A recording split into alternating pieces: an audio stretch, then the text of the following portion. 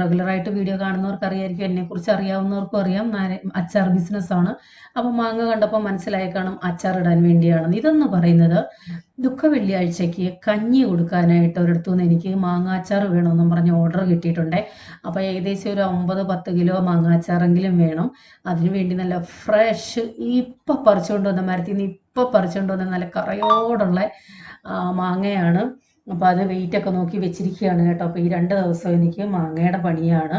മാങ്ങാച്ചാർ ഇടക്കം കഴിഞ്ഞ ആഴ്ച ഞാൻ മാങ്ങാച്ചാർ ഇട്ടിരുന്നു, അത് ഫുൾ തീർന്നു. ഇനി ഒറ്റ 1 കിലോയോടുണ്ട്, അതെടുക്കാൻ നാളെ ആൾ വരും. അപ്പോൾ എത്രയൊക്കെ അച്ചാറുണ്ടെങ്കിലും എനിക്ക് നോൺ വെജും വെജും കമ്പയർ ചെയ്യുമ്പോൾ, നോൺ വെജ് നോക്കിയാലും ബീഫോ മീന് മാങ്ങ നാരങ്ങ നെല്ലിക്ക ഏതൊക്കെ അച്ചാറുകളുണ്ടെങ്കിലും എനിക്കിഷ്ടം മാങ്ങാച്ചാറാണ് കേട്ടോ. ഒരു ഇച്ചിരി മാങ്ങാച്ചാറ് മാത്രം മതി ചോറുണ്ണാൻ. ഞാൻ ദാഹിക്കുമ്പോഴൊക്കെ നെല്ലിക്കയുള്ളപ്പോൾ